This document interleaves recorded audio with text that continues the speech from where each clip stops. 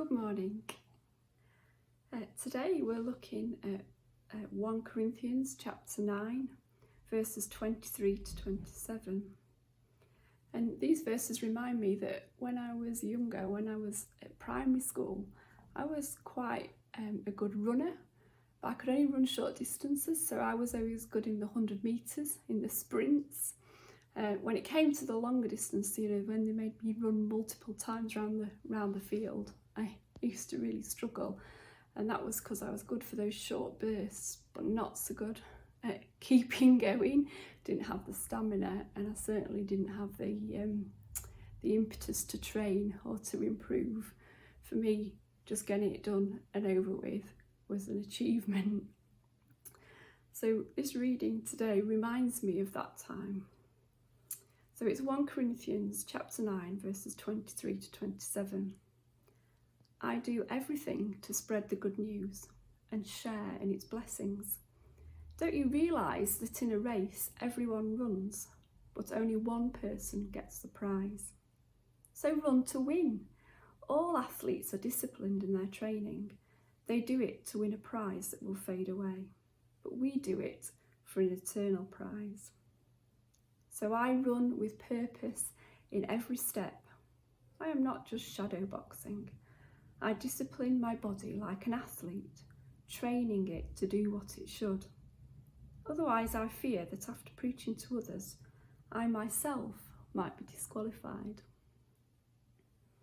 And when Paul wrote this to the Christians, he assumed that they knew about the Olympic Games. You have to remember, don't we, that the Olympic Games sort of came out of Greece, so we all know about the Games now. And ultimately, everyone who competes in games, such as the Olympics, are aiming to win. So people train, people practice, people strive to get their gold, don't they? And silver is never good enough. So that's what Paul's alluding to here. He's alluding to the fact that if you want to be the best, you've got to strive for gold.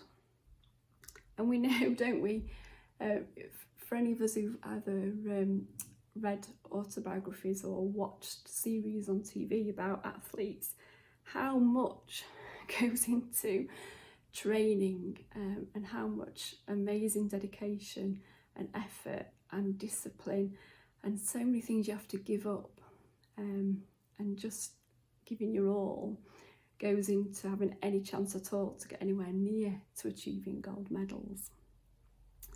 So I guess obviously here Paul is wanting to liken our Christian faith to that of striving for gold, of doing our best. I think there's a lot in this sense. Obviously we all want to do our best for God, we all want to do our best for Jesus. And there is also that sense that we need to train. I think, if I'm honest, there have been times in my life where it's been more like when I was at primary school, more like that sense of I can go the sprint, I can go the short distance, I can go for it in short bursts, but I probably wouldn't be any good for the long distance. So there's something about how we prepare ourselves, isn't there? And I think over the summer when we've done our Holy Habits series, it's been really good to dig into those things that help us to discipline our lives, to help us prepare, to help us learn how to engage with God, to intentionally choose to go after those things. It's like training, isn't it?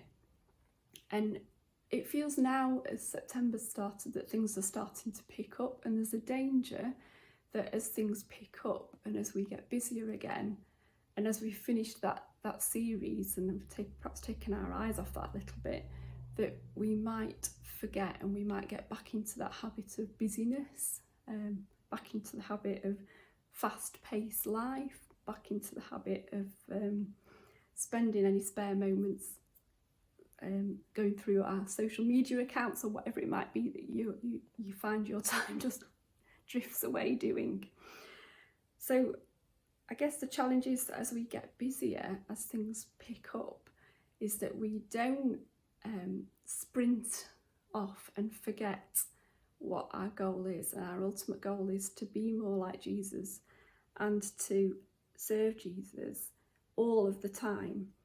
It's really interesting how in verse 27 it says, I discipline my body like an athlete, training it to do what it should. Otherwise, I fear that after preaching to others, I might myself be disqualified.